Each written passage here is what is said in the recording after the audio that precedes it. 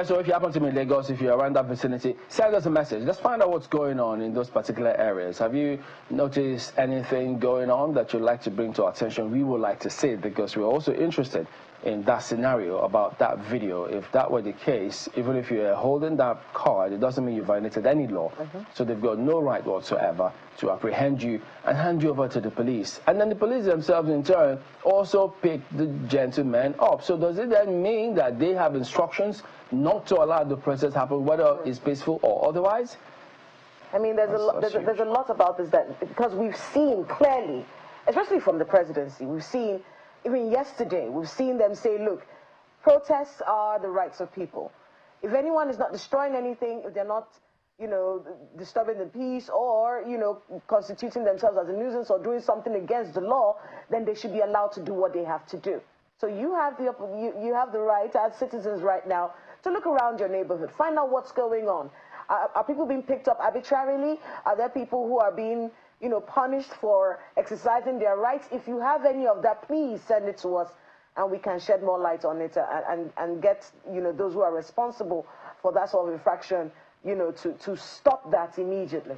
All right, so we've got different perspectives. We'll talk about this planned protest in just a moment, so have a look at this. As momentum gathers for the commencement of a nationwide protest against bad governance, the Nasarawa State Governor, Abdullahi Saleh, is meeting with stakeholders. In attendance are traditional rulers, religious leaders, youth groups, student unions, local council chairmen, security heads, and labor unions. He appeals for restraint. An appeal to all of you, especially our youth and labor organizations, you know, to shelve the idea of this protest in Nasarawa State. In addition, to appeal to our security agencies, you know, to be ready to work with people who, in case anything like that will come up. Youth of Karo local government area that borders the state with the Federal Capital Territory, Abuja, alongside members of the Christian Association of Nigeria and Jamaatul Nasrul Islam, dissociates from the action, choosing dialogue and appealing for government action in tackling challenges. Instead of losing our lives at the cost of looking for solution, it is better we consider dialogue and as religious body to pray to God. We are not partaking in the protest, but they should come to the aid of our masses through employment, through security effort. Let them bring about security in our society that will allow our people to go to farm freely without any problem. In Kaduna State, while highlighting some of the modest achievements and interventions towards transformation in the education sector in Kaduna, the state governor urges the students to withdraw from participating in the protest. Continue to collaborate and dialogue with the government and stay away from any act that can destabilize the peace and progress of our state. That is my call to all the students sitting here. And I can see the students sitting here. I have no doubt in my mind. When coming into this very important hall, I've seen placards, no protest. You are welcoming dialogue. And for me, that is the way to go. In Adamawa State, youth groups under the auspices of Adamawa Activists Unite made their position known at a media briefing in Yola, the Adamawa State capital. According to them, it has become expedient for them to withdraw for the fear of it being hijacked by miscreants. This position is shared by Nigerian ethnic youth leaders who addressed a news conference in Abuja. We stand before you to announce the withdrawal of our planned peaceful protest. This decision was made after careful consideration of numerous advisories from individuals, various groups, security agencies, and stakeholders. We urge the federal government of Nigeria to take prompt and decisive action to address the following critical national issues. With the current state of the nation, some Nigerian youth believe that it is essential to promote the peace and security of the nation first, rather than embarking on a protest that might lead to a breakdown of law and order in the country. Halima Agayam, Channels Television News. All right. right, welcome back. Yes, indeed. We'll be talking about this planned protest. And so we've got Dr. Hawa Mustafa, who is a member of the Coordinating Secretariat of Labour and Civil Society Front. And sitting beside her is Justega Nokpasa, who is a lawyer. Good morning, and thank you for coming on, both of you. Thanks for having me. Well, there's a lot of conversation going on about this scheduled or planned protest, which is supposed to happen this week. Let me start with you, Dr. Mustafa. There's several perspectives, really, about what is, what shouldn't be, to the extent that, I mean, some of the videos we saw this morning, policemen arresting persons for, they said, just holding the placards. What's your impression about how all of this is being built up? Thank you very much. Thank you for having me. I think for me, first and foremost, we really need to have a more critical conversation about why do we have this sort of hype and fidgeting and this disturbance and this discomfort, you know, in the government around the protest. What's there about the protest? The protest is simply a group of people who feel aggrieved, who feel discontent about the situation of the country that has led into the kind of economic and social crisis that is having a toll on them and the whole society. And people are saying that, look, we want to take an opportunity to, as citizens, we have a right to protest. We have a right to say no, we don't agree with the way things are going. We have the capacity and the resources to do things better. What is the hype about that? What's happening? And then I keep wondering, you keep sponsoring people or creating people to come out and say, we're not part of the protest, stop protest, don't stop protest. Protest is legitimate. It's constitutionally approved. It is not, and the issues for the protest, which is, in fact, let us just look at the thematic, which is about end bad governance, end hunger. Who, in his or her right senses, within this country or outside this country, will say today that there is no hunger? Even the statistics showed us about a few years ago from a government agency, statistical agency, that 135 million Nigerians are living in multidimensional poverty. Over 65% of Nigerians are living in abject poverty. In fact, since the time these statistics was even brought out, between that time and now, I am sure the figures have even increased with what has happened in this country in the last barely 1 year or thereabouts. And then people are crying, people are hungry, people are yelling. It's for me, it's quite ridiculous. It's like you have a child. You put a carrot before a child that is hungry. And this child is trying to open his mouth and is yelling, please give me food. And you are keeping the carrot away. Rather, on the other hand, you are holding a cane and say, don't cry. Yes, I won't give you this carrot. Don't cry. I mean, I want us to be able to talk a little bit about, the situation that we have on ground here. We have a situation where people are trying to exercise their rights, but we're seeing multiple voices speaking up against it. One of those voices came from the presidency, and most notably from there, of course, worrying statements. But we have seen also from the presidency, at least yesterday, from the spokesperson of the president saying, look, anyone, even from this government, who threatens people who are trying to exercise their rights is lining themselves, this from Ajuri Ngelale. He says, if they threaten or stop protesters, they are automatically lining themselves up against our commander-in-chief. Because it did seem like the communication from the presidency was split. We were hearing people saying this on one side and then the president coming out and saying something totally. What do you make of that situation? And just to add to that, what we're hearing from security. We have identified the people who may want to hijack this process. And then at the same time, we need to know the people, we're afraid that it might be hijacked by unknown persons. So it does seem like conflicting statements from both security agencies and the presidency. Talk to us a little bit about that dynamic. What's causing this confusion? First of all, a country of about 230 million estimated population.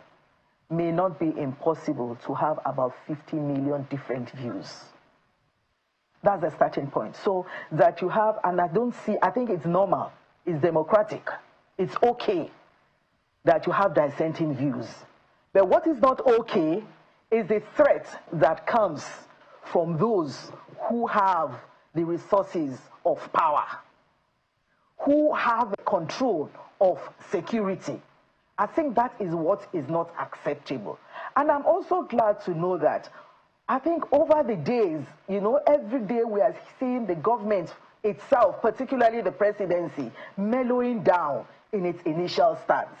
Because they are beginning to see that the protest it's unstoppable. It's a moving train. It's a fast, high-speed moving train. You can't stop it. To say you want to stop it is to probably try to commit suicide. And I think they have been able to also wage it to see that, look, I think it's just better to let these people have their way while we mellow that so that we also do not create multiple crises. Okay. And for the security that is threatening, I think I want to believe very strongly that with the signal that is coming out of the presidency, before 1st of August, they will also be forced to mellow down. This is not a war. Okay. This is about citizens who want to freely express themselves. I know that Mr. Nokbasa has tried to stop the people from coming out to protest himself, but I don't think you've been successful. Maybe you should tell us, because you do identify that there's hunger, don't you? I've not tried to stop anyone from protesting.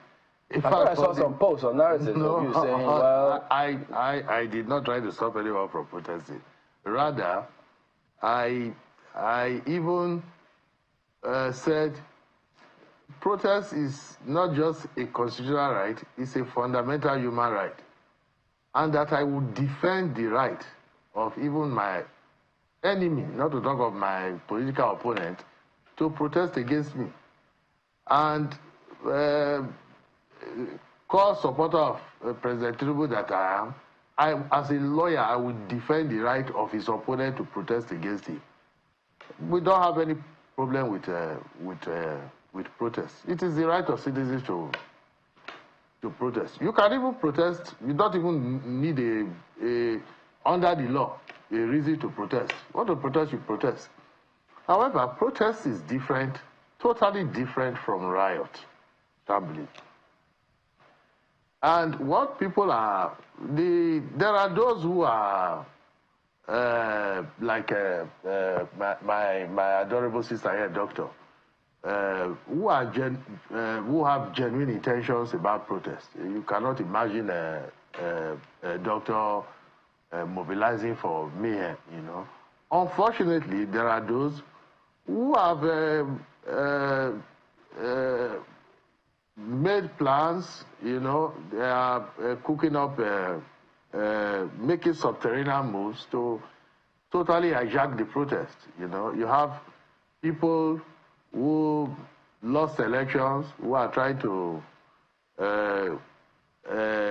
go for regime change, through the back door. That's the impression of the party, the APC?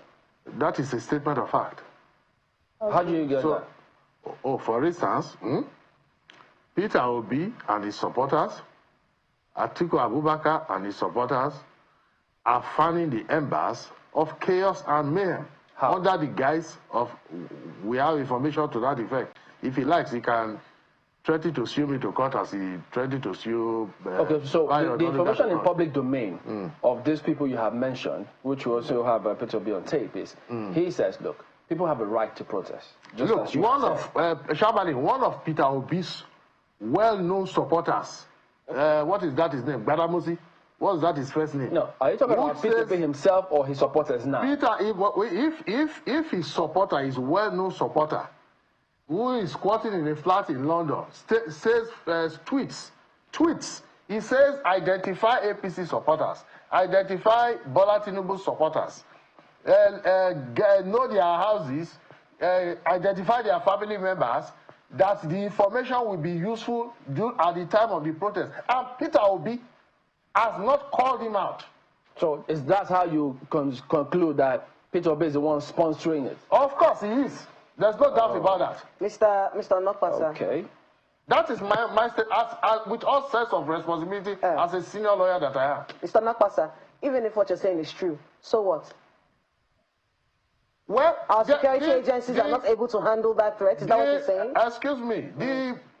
The protests, people have, you see, our citizens are actually passing through challenges. There is hunger in the land. And nobody appreciates that fact more than President Tinubu. You go to the market today, a particular product is X price, let's say it's 1,000 naira. You can go tomorrow, it's 1,500 naira. It doesn't make any sense at all. How do citizens survive in such a situation? You understand? Nobody, Shabali, understands that. Nobody appreciates that more than our president. And our president is working. Pardon me to jump in before you. Our president is working. Trying to understand. You say that because the man who you claim is sitting in London tweeted and he's a Peter Obi supporter, and so because of that you blame Peter Obi for that. I'm not blaming. Your preceding comment was that you have statements of fact. Peter Obi has not done. Everybody knows that obedience and article supporters have hijacked. Yes, unless you don't want to face. So if they have hijacked, but that's the thing. So what? A genuine grievance of Nigerians over inflation. Article and whoever you are mentioning are in your position. And so what? If they don't feel comfortable with the way Doctor, I did not interrupt you when you are speaking. Show me some respect. Now, why the inflation that is currently ravaging the country and tormenting our citizens. The inflation is caused by Nigeria, so unless we are deceiving ourselves. There are cartels everywhere. The people selling pepper, they form the cartel. Those selling tomatoes, they form the cartel. Those selling gari, they form the cartel. There was this situation in excuse me. We'll come to that point. Doctor has to also. There was people who increased the price. You've been going on for quite a while. Hold on a second. Against the price they increased. Please go ahead. You know, it's quite unfortunate that we are where we are today in this country because we have a kind of leadership and the aides of this leadership who have deliberately and wickedly, maliciously decided to change the narrative, twist the situation, give it a faulty interpretation of what is going on in the country, just to suit their own political interests. It's so unfortunate. Obedience, Atiku, or whoever, are they the ones that created hunger? Yeah. Are they the ones that created the bad governance? Indeed, yes, they are part of that class. And something needs to be clear. People need to understand that this protest is not about a Tinubu, nor is it about an APC. It is about when they say bad governance, it is something that has been going on in this country for more than 3 decades. And that the current leadership in this country cannot dissociate itself from the long history of where we are today. Okay, Tinubu cannot dissolve it. I want to be able to talk. Remember the leadership of the APC, in fact the ruling class today, whether they are in APC, they are found in APC, they are found in PDP, they are found in Labour Party, they are found all across the party. This ruling class today cannot dissociate itself from the disaster that Nigeria has found itself. So if there are also people from among their supporters, call them whatever name, who decide today to say that enough is enough. This is not how we want this country to be run.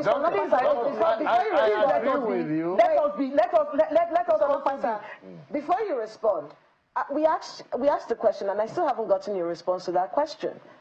Even if the protest has been hijacked by Atiku, has been hijacked by Peter Obi, it is now political, people are trying to use it to move someone is saying threatening things, there are threats of violence, so what?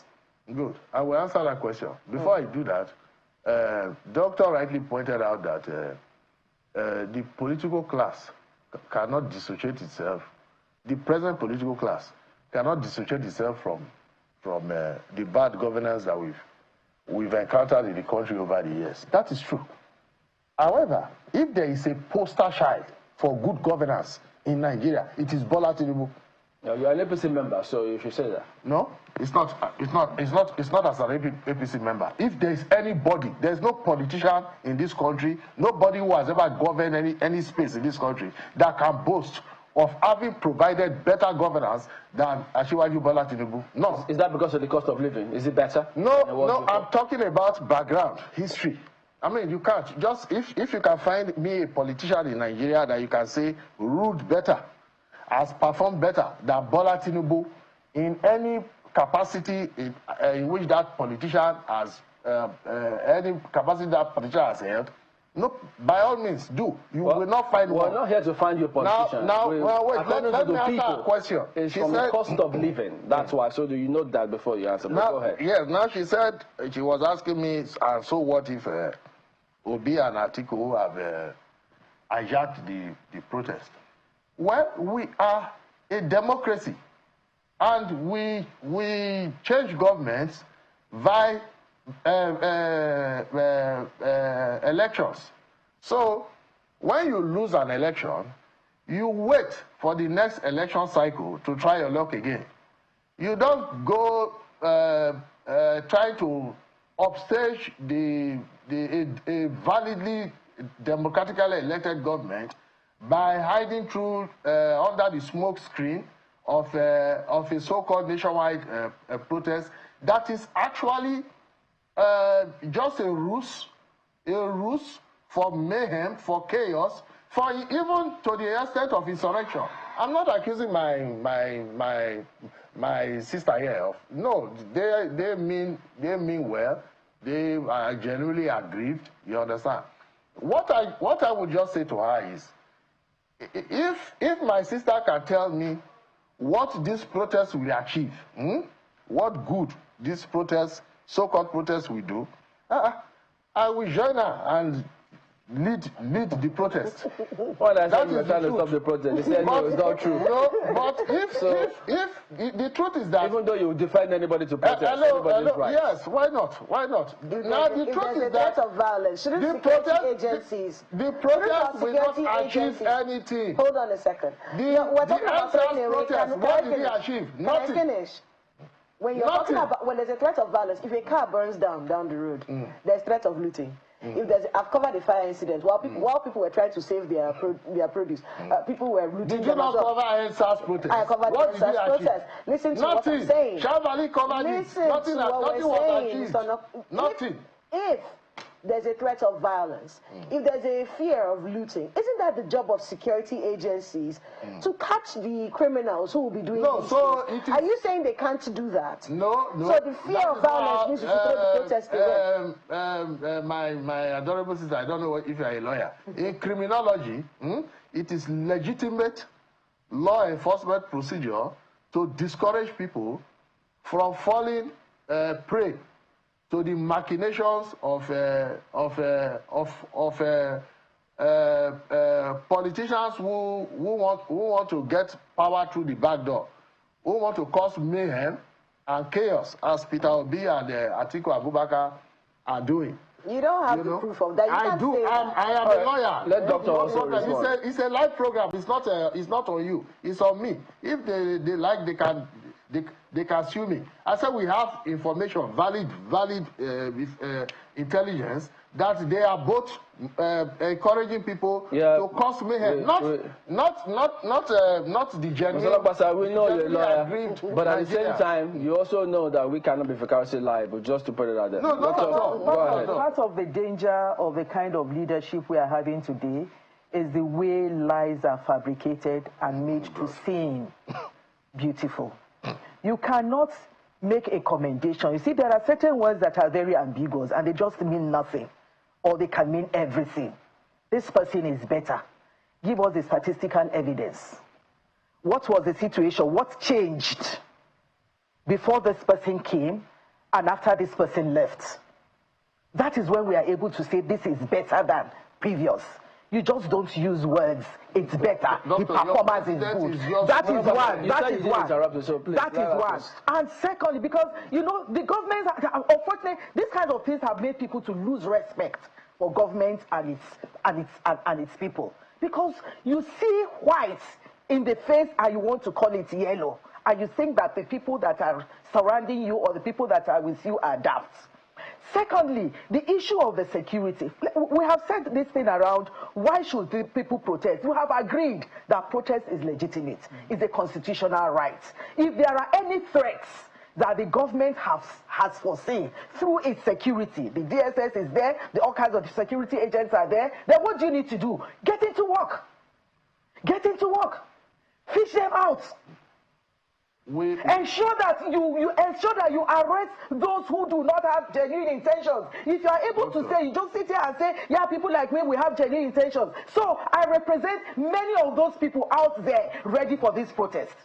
I'm in line with them. So if people like us therefore have genuine intention, so fish out those that don't have genuine intention, because we are also afraid of those that don't have genuine intention. But lastly, let me also say this.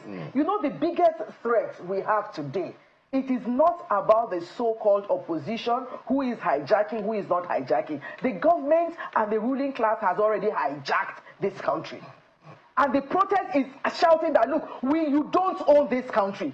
5% or less than 5% of those who constitute the ruling class that has hijacked 85% or more of our commonwealth does not own this country. It is time for us to say that, no, stop there. Let's sit down as citizens. Let us dialogue. And you talk about what is this? Let me just respond to the issue of saying this protest is not going to achieve anything. I want to tell you that it has already achieved so much. If it has not achieved so much, the government should go and sleep and continue its daily business. Why the fidgeting? Why the fear? Why the Trump going around the country to bring out the traditional rulers and bring out youths that are hungry to come to Aso Rock and force them with some peanuts to come and say this or that? So why do you have to do that? Just go about your own business. Let the protesters go about their own business. At the end of the day, it is not going to touch you. It is not going to affect anything. So let's go about our own business. Let's bring in our colleague in Lagos. For the avoidance of doubts, nobody is promoting violent protests. Because people are promoting violent protests. Just a minute. The law is very clear. If anyone goes out there and foments trouble, you see, doctor will not go out there to burn. Excuse me. It's not about doctor now. Please, no. Hold on. Let Ayo come in. Let him ask you the question, so you respond to it. There will be people who will go out there to burn buildings. You've got the floor. And she will not be able to stop them. Mr. Nokwasa, can we just listen for just a second? Just a second. I mean, because the whole idea, I mean, what is already happening here? You're already raising tension and suggesting to people, and even to all the people who want to protest, that this is what is going to happen, that they're going to be shouted down.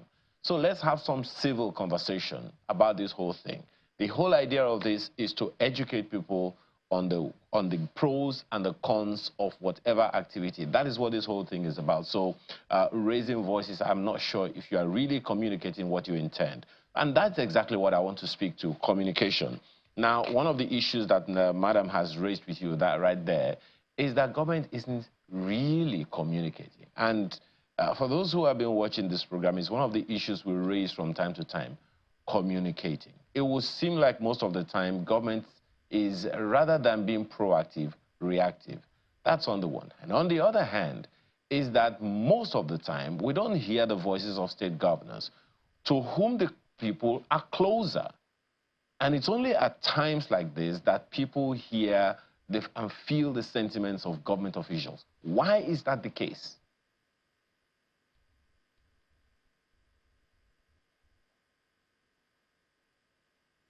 Can you hear me, Mr. Nokwasa?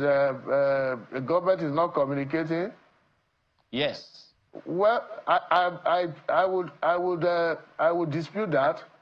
I think the government has communicated adequately, at least to the best of its ability. Nothing is perfect, to the extent to which there might be shortcomings or drawbacks in the communicative strategies of the administration. That is to be expected. I'm sure improvements will be made. Everything is a learning curve. Well, Mr. Nokwasa, just a quick one on that same issue of communication. Just a quick one, if you can hear me. We all know that information is not communication. Giving people information is not the same thing as ensuring that communication has occurred. So, are you talking about... Yes, what is the point you are trying to make? Okay, the question that I'm asking is yes, whether or not... to the protest. Yes. Just a second. Would this protest be necessary if government had adequately communicated and gotten the buy-in of the people? Yes, you see, first of all, people have a right to protest. What we are saying is that other people who lost election, people who are insurrectionists, people who are secessionists, have hijacked the process and are plotting mayhem and brigandage and chaos. That's the point we are making. And I'm not here as a government official. I am, of course, a Tinubu supporter. I'm a patriot of my country. I am chairman Tinubu Media Support Group. I support my president. I support my country.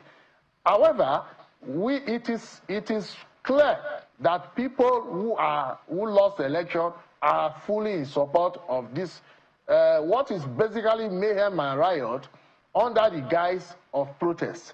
Now, if you say it is a question of communicating with the people that has led to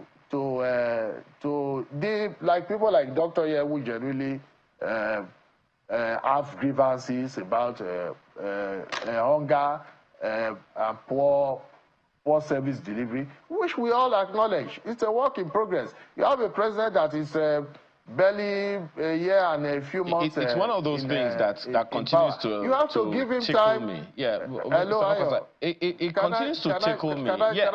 I think a point has been made that you have made, and you are just repeating the same thing that you've been saying earlier. Just a second, just 1 second. Well, let me go to Madam, with you right there. The point you have made is the point you have been making since this program began, and that is noted. But Dr. Howard, let me ask you, do you think, or would you agree with him when he says that government has significantly and adequately communicated with people? Because my question remains, if government has communicated with the people to the extent that people really understand what is going on, do you think this protest will be necessary? On 29th of May, 2023, when this president was being sworn in, the very first statement that came out of his presentation or his acceptance speech, whatever, was about fuel subsidy is gone for good. What happened? The implication of that was that the price of petroleum shot up by more than 300%, with ripple effects on every other thing. The cost of living skyrocketed. Inflation went haywire. Today we're talking about food inflation of about 40-something%. The cost of living pushed inflation at about 34%. And at what point did he communicate? At what point did the government communicate to the people to say, look, we are going to remove subsidy totally, 100%, of which many of us don't even believe there was a subsidy. But for whatever it is, we are going to do something that was going to lead to an increase in the cost of petroleum. And then this government that you say has been part of governance for so long would know naturally that there are implications to every kind of policy statement and policy action you take. Whom, at what point did you communicate? At what point and where and how did you communicate with people? Who are these people we are talking about? The people are not when you sit down with traditional rulers or religious rulers that we know are not representing themselves, and not the people. That they do not even know where the pains of the people is. Not to talk about how to feel the pains of the people. So if I can quickly follow up, just a second, madam. If I can quickly follow up on this question, on the issues that you have raised. If you would remember, you would recall that part of the statement that the president made on May 29 when last year when he was giving his acceptance speech or whatever it is, was that because of the actions of the previous government, they have already removed subsidy. Therefore, subsidy is gone. That is what he said there. We may go back, anyone may go back to the speech when he read it and get that. However, the question I will also want to ask you is, there are several times when when we're talking about governance, bad governance and all of that, everyone is always looking at the president or the presidency or the federal government. Not often do we look at the implications of the actions of governors, of the houses of assembly, where a lot of money is pushed at, yet it seems like we're just cutting the governor some slack. Don't you think people should also, as we are calling out the federal government, even more so, call out the governors in the states where they reside? First of all, making a policy statement without caution, without weighing the implication of that statement, and without communicating, discussing, getting into dialogue on the possible implications of that statement is no communication. So the president only made a statement that he did not communicate. I disagree. He did not communicate.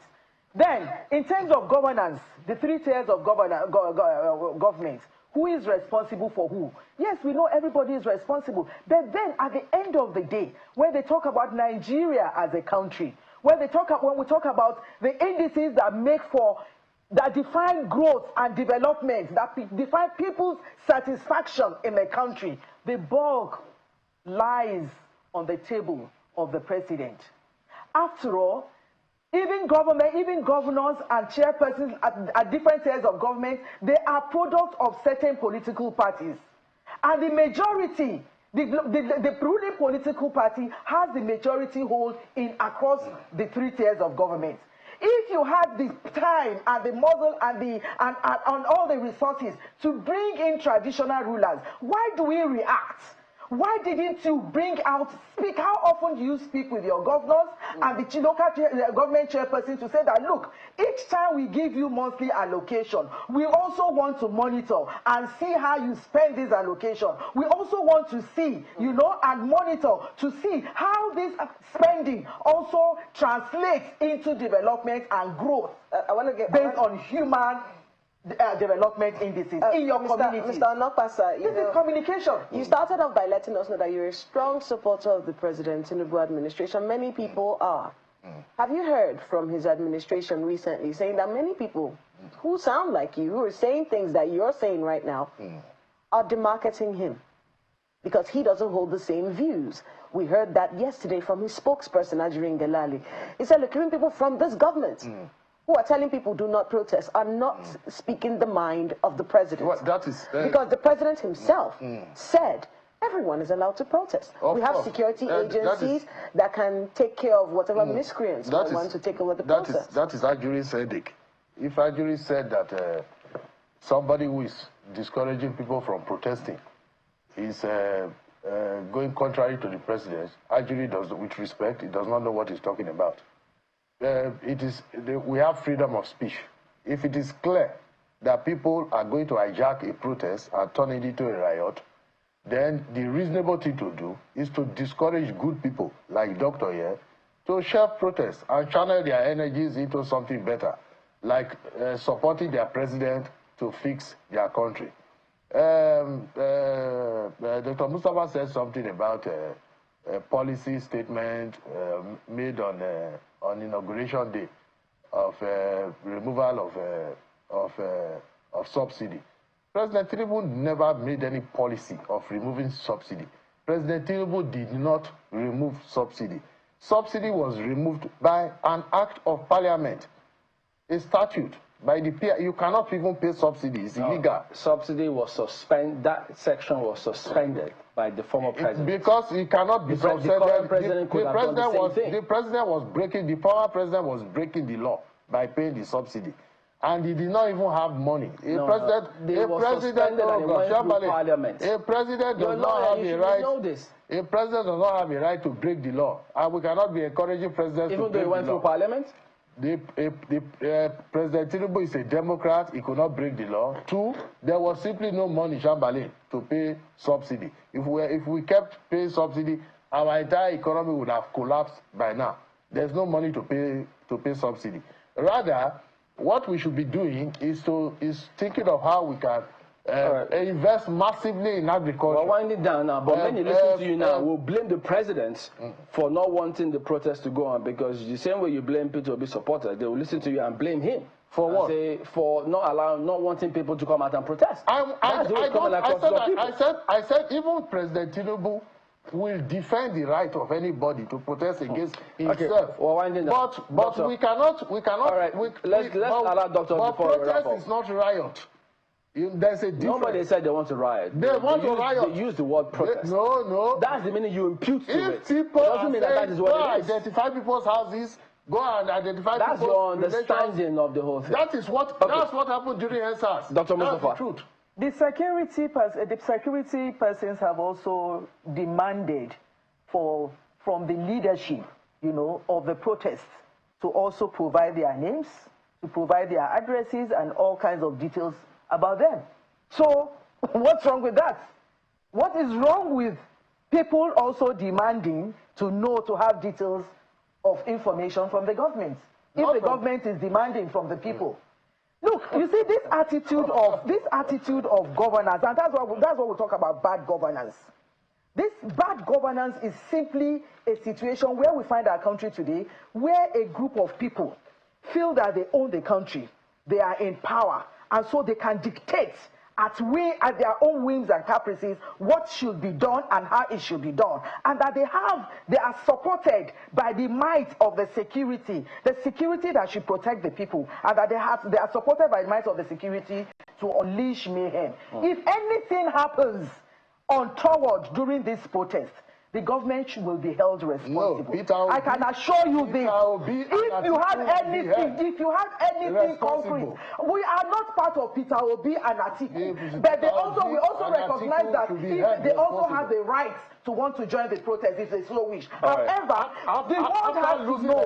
They should wait till 2027. Bola Tinubu lost election when he was also on the streets protesting against Jonathan. Did he not protest? Have we erased that history? So what is important is that the government, we want to be civil. We want to be civil and we want to be honest with ourselves. This country belongs to us all. This country, and all those who want to protest. Unfortunately, we're out of time. We did not bomb people's houses. We need to anchor at this time. Let us dialogue. Let us hold this country together. Dr. Mustafa. Now you are talking. Let's dialogue. Yes, the protest will force in dialogue. So there you go. We can even dialogue today. We can start the dialogue today. There's no need to. Well, thank both of you for coming on this morning on Sunrise Daily. Well, Business Morning will be coming up next on the hour. Don't go away.